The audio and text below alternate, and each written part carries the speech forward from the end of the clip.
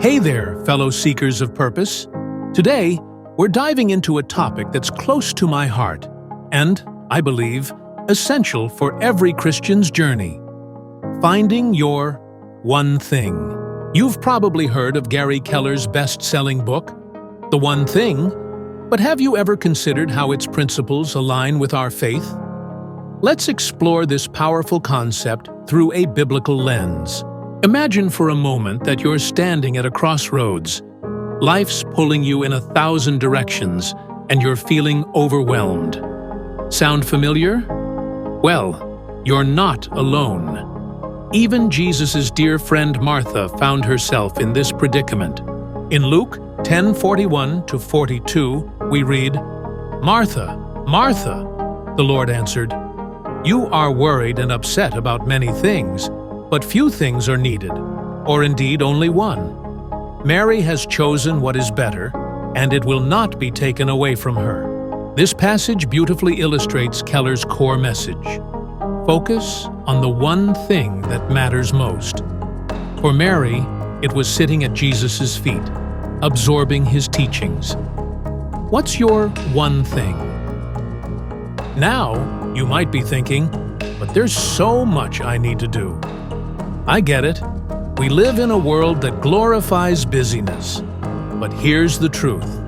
Busyness doesn't equal productivity or purpose. Proverbs 16:3 tells us, "Commit to the Lord whatever you do, and He will establish your plans." This verse reminds us that when we align our goals with God's will, everything else falls into place.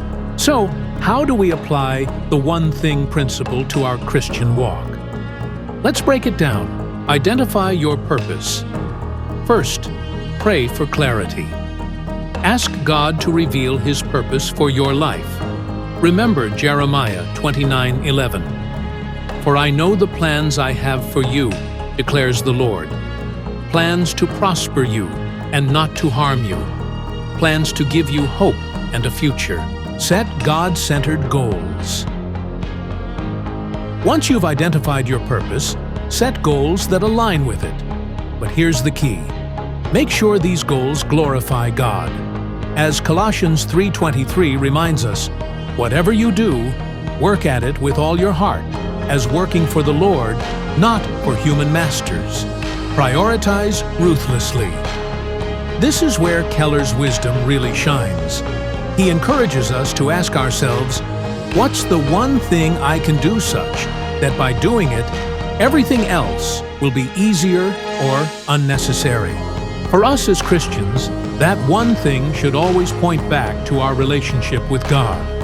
Everything else, career, relationships, personal growth, should flow from that foundation.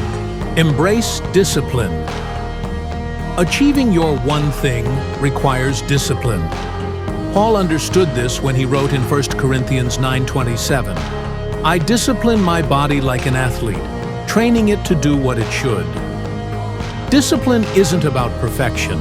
It's about consistent, purposeful action. Trust the process.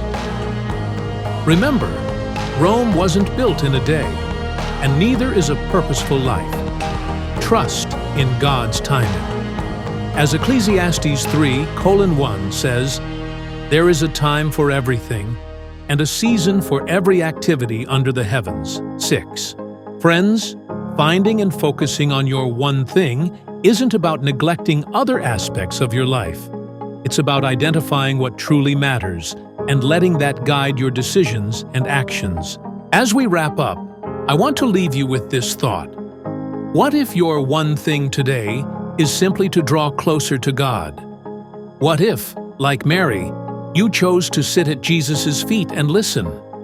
How might that transform your life, your goals, and your impact on the world?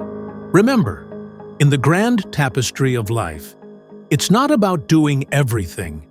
It's about doing the right thing, the one thing that matters most. So, what's your one thing?